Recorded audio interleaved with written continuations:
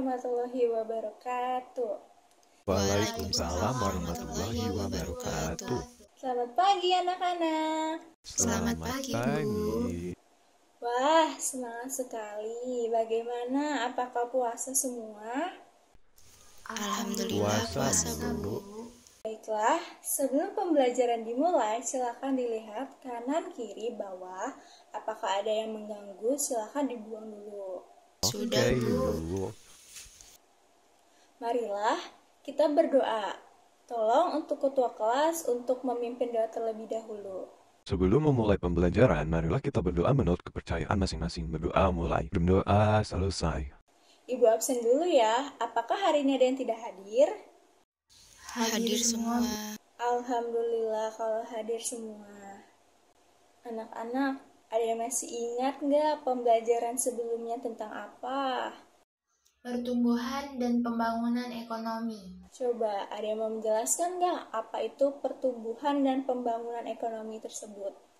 Jadi, pertumbuhan ekonomi itu menghitung peningkatan produksi barang dan jasa pada satu periode tertentu yang diukur berdasarkan PDB. Sedangkan pembangunan ekonomi adalah proses yang berfokus pada pertumbuhan ekonomi baik kualitatif maupun kuantitatif. Ya, benar sekali. Jadi, hari ini kita akan membahas tentang mengenai perdagangan internasional. Coba, apakah kalian memiliki handphone? Dan amati, handphone yang kalian punya itu apakah ponsel yang dimiliki diproduksi di dalam negeri? Tidak, Bu, HP saya diproduksi di Tiongkok. Jika ponsel yang dimiliki tidak bisa diproduksi di dalam negeri, bagaimana coba caranya agar kalian tetap bisa membeli dan mendapatkan handphone tersebut? Nah, jadi kegiatan perdagangan internasional adalah salah satu solusinya. Oke, sebelum masuk ke materi yang dijelaskan, Ibu akan memberitahukan tujuan pembelajaran pada hari ini. Yang pertama, peserta didik mampu memahami definisi perdagangan internasional. Yang kedua, peserta didik mampu mengetahui manfaat perdagangan internasional. Dan yang ketiga yaitu peserta didik mampu mengetahui faktor-faktor dari kegiatan perdagangan internasional. Coba, ada yang tahu nggak nih ini gambar apa? Saya, Bu, jadi gambaran tersebut adalah kegiatan menurunkan barang di pelabuhan internasional. Ya, benar sekali.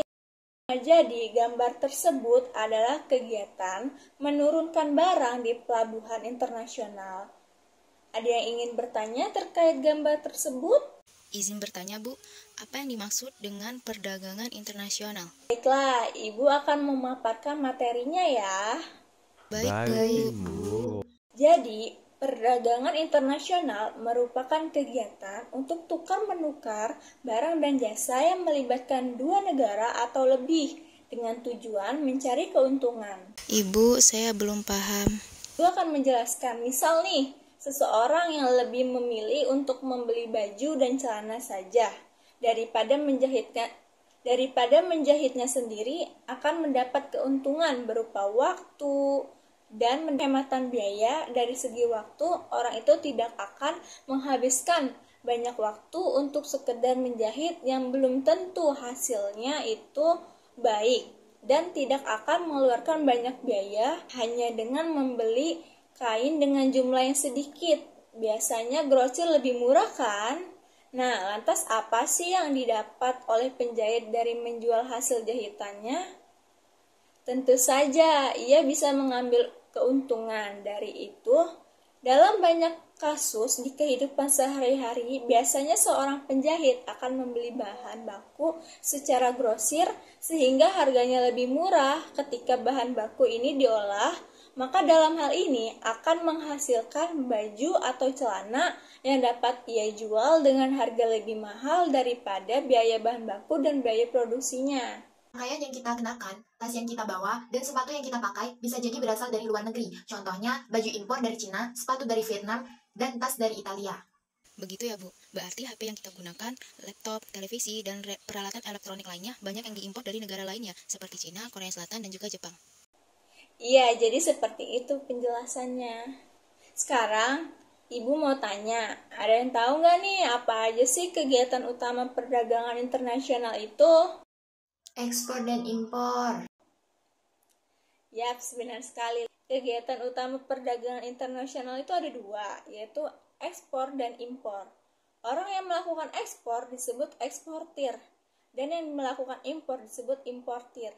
Apa sih yang dimaksud dengan ekspor? Ekspor itu kegiatan menjual barang dan jasa dari dalam negeri ke luar negeri. Sedangkan impor itu adalah kegiatan membeli barang dari negara lain atau membeli barang atau jasa dari pasar global. Apa saja sih Bu manfaat kegiatan perdagangan internasional? Pertanyaannya bagus sekali. Jadi, manfaat perdagangan internasional yang pertama yaitu menjalin persahabatan antar negara. Dengan adanya perdagangan dapat mempererat hubungan satu negara dengan negara lain karena antar negara tersebut saling membutuhkan. Yang kedua yaitu memperoleh barang yang tidak dapat diproduksi di negara sendiri. Yang ketiga yaitu memperoleh keuntungan dari spesialisasi.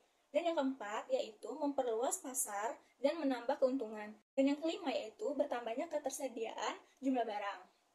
Oh ya Bu, ada nggak sih faktor-faktor yang mempengaruhi perdagangan internasional?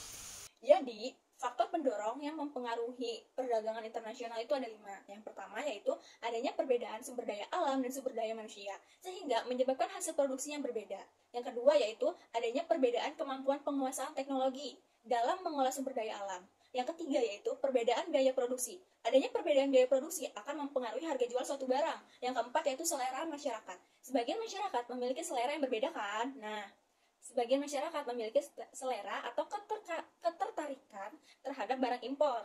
Hal tersebut antara lain disebabkan barang yang dihasilkan di luar negeri lebih unik dan kualitasnya juga lebih bagus. Nah, yang kelima yaitu keinginan untuk memenuhi kebutuhan di dalam negeri. Karena tidak semua barang bisa dihasilkan di dalam negeri. Ketika suatu negara tidak bisa memproduksi suatu barang atau jumlah barang yang diproduksi lebih sedikit dibandingkan kebutuhan masyarakatnya, maka untuk memenuhi kebutuhan tersebut melalui impor. Nah, tadi kan Ibu menjelaskan tentang faktor pendorong. Sekarang, Ibu akan menjelaskan faktor penghambatnya. Jadi, faktor penghambatnya yaitu ada 5. 1. Kebijakan proteksi. Kebijakan ini dapat berupa tarif impor, kuota impor, subsidi, dan hambatan non-tarif. Yang kedua yaitu tidak stabilnya kurs mata uang asing. Fluktuasi nilai tukar mata uang asing dapat membuat harga barang impor menjadi tidak stabil. Hal ini dapat membuat importir dan eksportir kesulitan dalam menghitung biaya dan keuntungan. Yang ketiga yaitu kondisi geopolitik suatu negara. Kondisi geopolitik yang tidak stabil seperti perang, embargo, dan sanksi ekonomi dapat mengganggu perdagangan internasional. Hal ini dapat menyebabkan terhambatnya aliran barang dan jasa serta meningkatnya biaya perdagangan. Dari pembelajaran kita hari ini, ada yang ingin ditanyakan? Tidak ada. Tidak ada Bu. Baik, kalau tidak ada, siapa nih yang ingin membantu Ibu untuk menyimpulkan pembahasan pada hari ini? Saya Bu, perdagangan internasional adalah kegiatan tukar-menukar barang dan jasa yang melibatkan dua negara atau lebih dengan tujuan mencari keuntungan.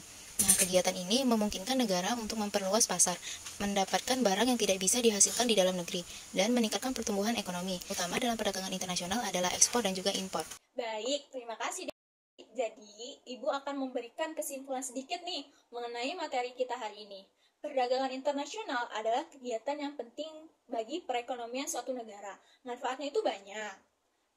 Tetapi ada juga hambatan yang harus dihadapi untuk memaksimalkan manfaat dan meminimalkan hambatan. Diperlukan adanya kerjasama antar negara dan kebijakan yang tepat.